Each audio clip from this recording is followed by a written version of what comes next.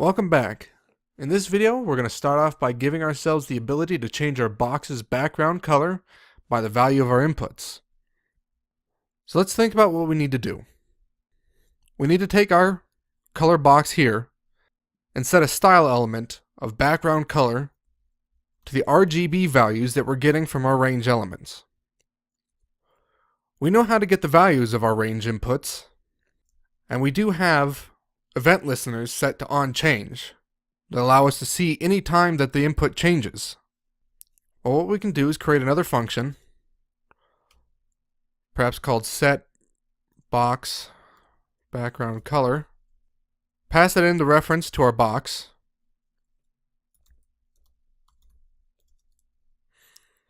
and a red, green,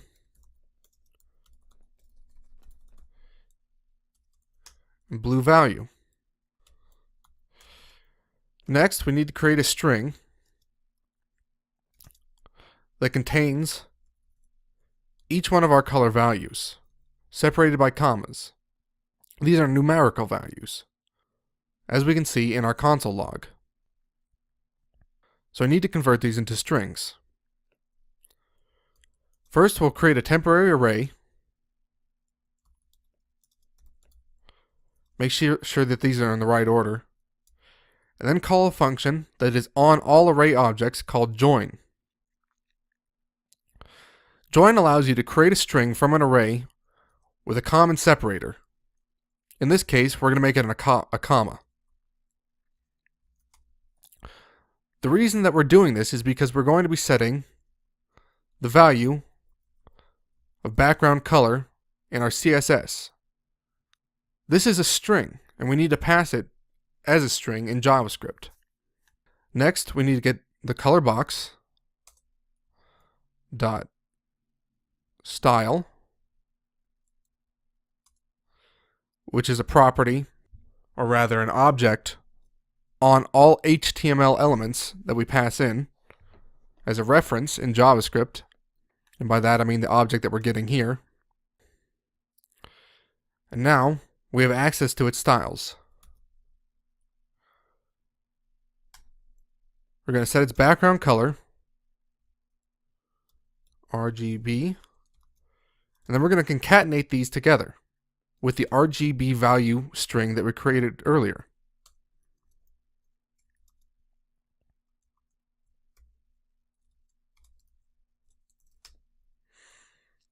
This section of code here will create a string that looks like this here, with the red value that we passed in being this digit here, the green being this digit here, and blue being this digit here. Next, we need to call this function on these onChange functions.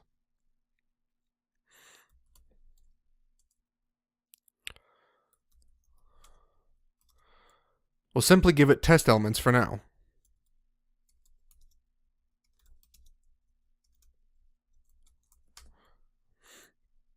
Giving it test elements allows us to test it quickly without having to worry about getting the values from something else. If we refresh our page, when we change this red, we can now see that the background color of the box has changed.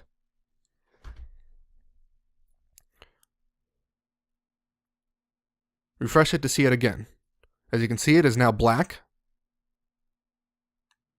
And since we've only called that on the red, when we change the red, it's now changed to the gray. So now we can pass in the actual values.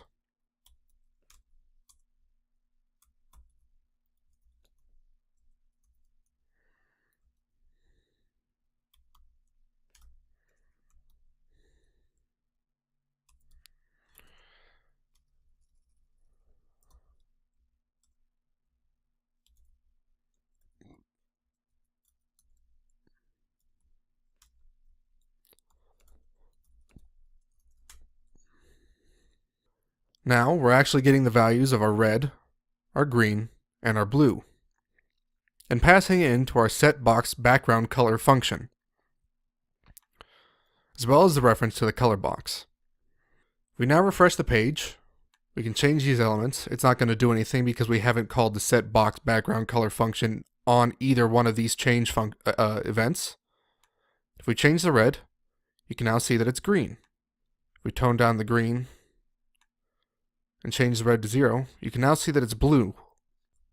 We now simply need to add the set box background color function to every single one of these. Now, anytime that we change any of these inputs, we'll see the background color change. But wait a second. We're doing the exact same thing on each one of these. We're calling the add event listener function that is on our object, and we're calling the set box background color on every single one. We also have this clunky code here, which makes it kind of hard to read. Well, this is where refactoring comes in. Refactoring is a process of taking code and changing it in ways that make it better, more readable, or more functional. Currently, if the signature of the set box background color, and by signature I mean the name of the function and the parameters that we pass into it, in this case color box, red, green, and blue, if that were to change, we needed to change in every single location. This isn't ideal. So to refactor this, we'll only want to set it in one place. But how do we do that? Well, one idea might be getting an array of all the input elements and looping through them to add the event listeners. We can do that fairly easily. We'll need to go back to our HTML for this. Create a class called picker and add it to each one of our input elements.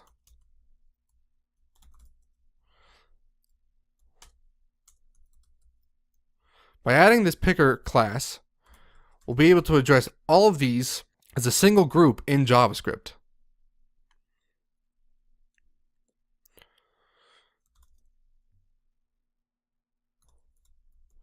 Now, we'll need to get a reference to our color pickers by calling document.get by elements by class name.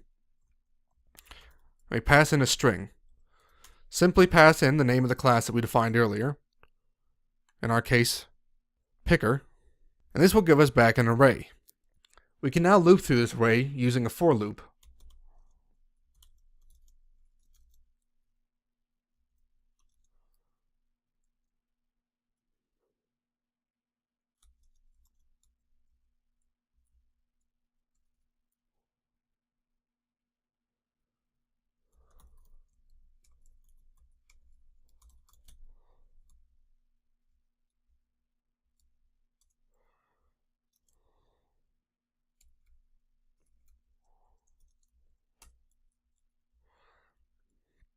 We also need to pass in our picker elements.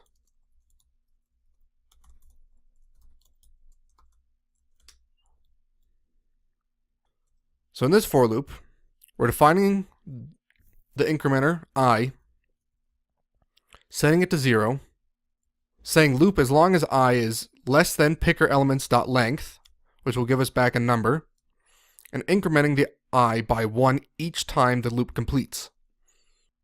Next, on the picker elements, we address.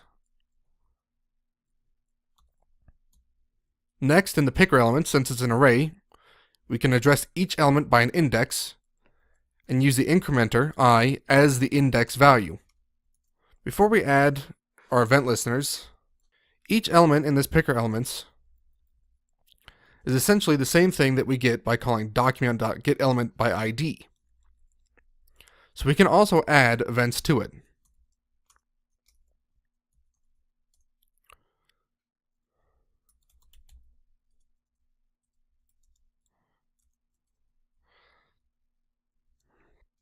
This is the same thing that we were doing earlier when we called add event listener on each one of these input elements. We can now take the code that was inside of here and call it in here. Let's comment out the code that was adding event listeners to our input elements and see if this now works. Save and refresh. Oh, we got an error. Can't read property length of undefined. As you can see, we forgot to pass in the color picker to our color picker's event listener function.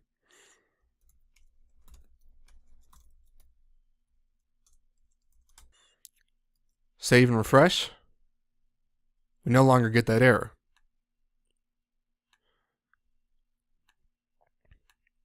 As you can see, the code is working and our colors are changing.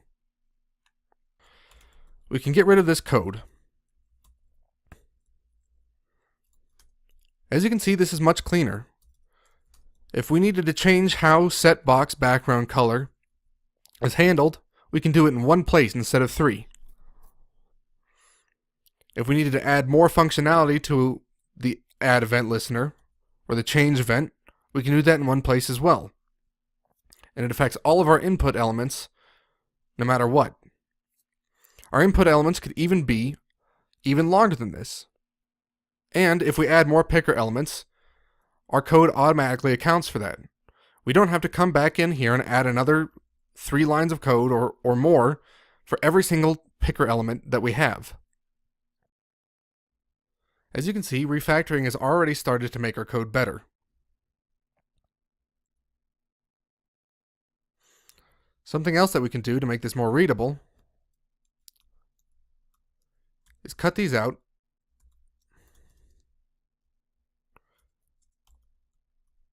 and set them to variables.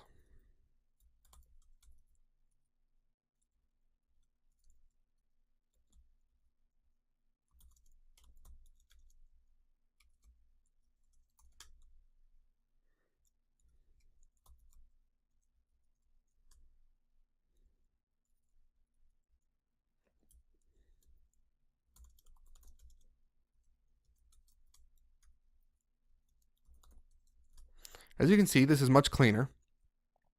And next time we come back to this, it'll be much easier to read. A quick refactor here is to take this picker elements.length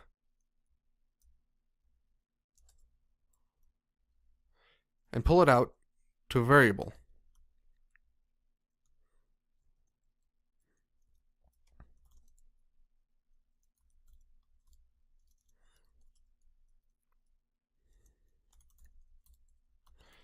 By doing this, JavaScript only needs to calculate the picker length one time.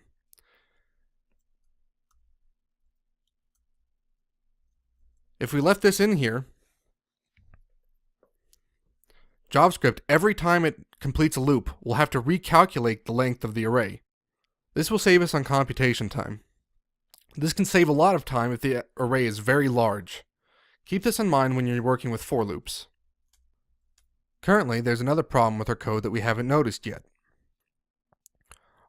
RGB values can be anywhere from 0 to 255. But currently, our range inputs only go up to 100. To fix this, we need to go back into our HTML and set the min of the range to 0 and the max to 255. We need to do this on each one of our input elements.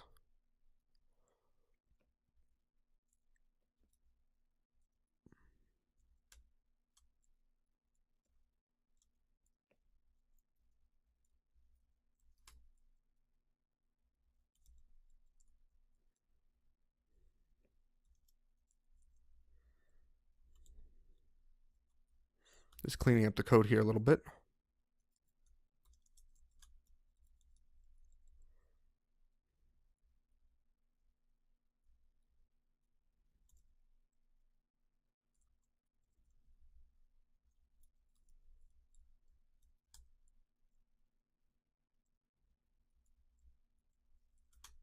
Now if we save and refresh, our inputs go back up to 255.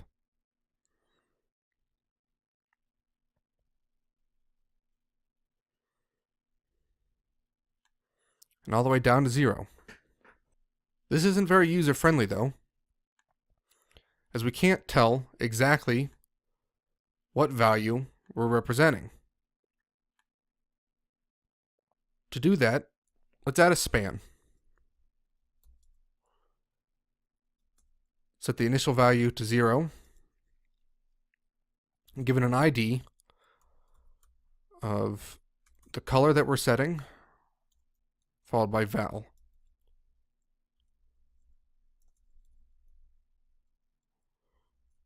In this case, we'll be changing green.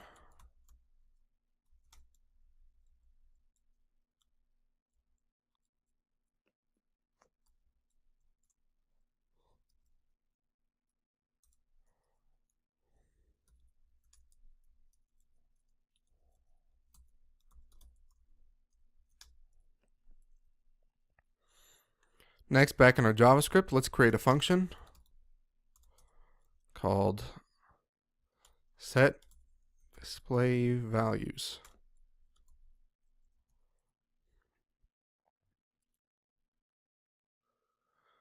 We'll also pass this red, green, and blue.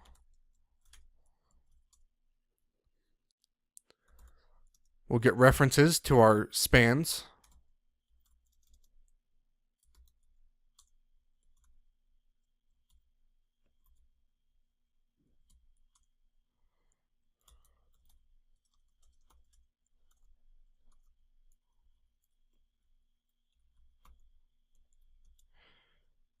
If you're copying, make sure to double check that you get everything changed over to what it needs to be.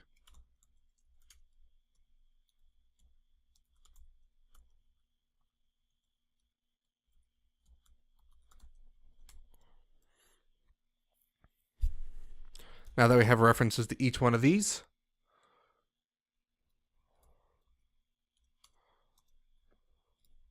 we can set the inner text to equal the red,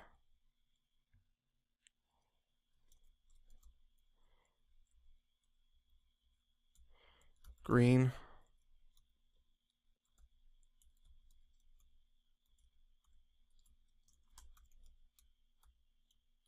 and blue values. Now if it refreshes, nothing's happening.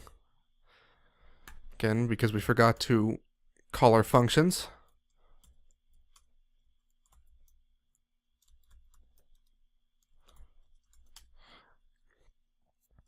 Another handy feature of changing these values to variables rather than calling the RGB blue.value is that we can use them in other functions should we need to. Now if you refresh,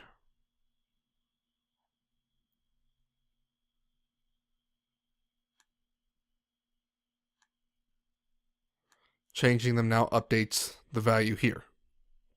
We don't really need that console log anymore. There are a few other refactors that we could do here.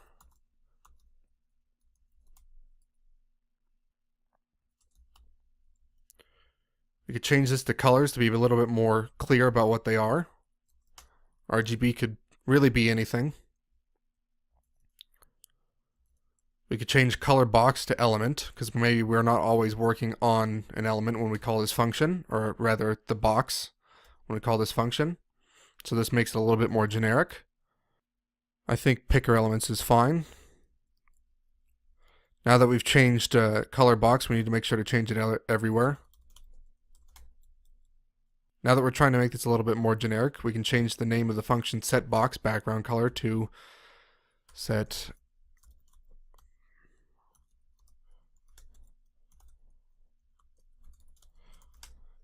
element background color. And since we're not working on a box necessarily anymore, we can say element.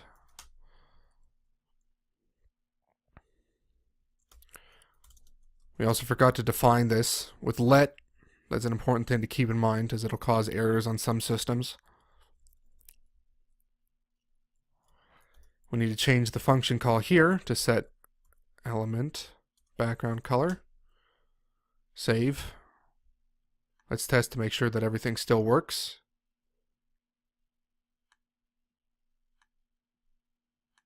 Seems to be working just fine. All of our inputs work as expected. I think these refactors are good for now. Something interesting to note here. Now we just need to refactor our HTML a little bit to set the default value to be 0.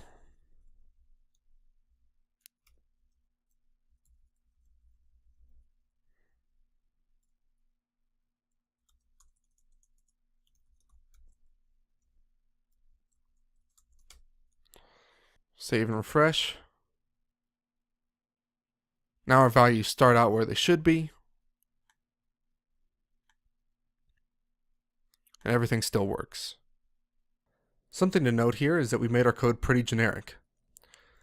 As long as this color parameter contains objects of red, green, and blue, and those objects contain a value, it'll work. So it doesn't necessarily need to be the return from this document.getElementById. We can demonstrate this like so. We'll create another object, give it an attribute of value, and set that to 255. Now, as soon as something changes, you can see it went to completely blue. That's because the blue value, the blue element right here, has a value of 255. These color pickers also don't necessarily need to be range inputs. They can be anything that has a change event listener. We can also change the type of input as long as that input allows you to enter numbers. So let's change this to number. Comment out this other one.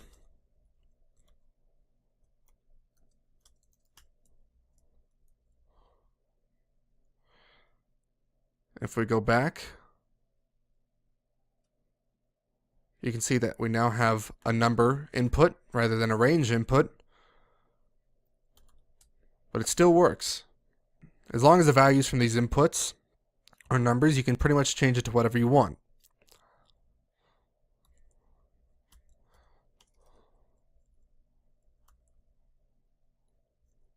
Hopefully in this tutorial you've seen a little bit about how to think about programming problems, how to start implementing the solutions, and how to refactor things when you see that there's a better solution to the problem.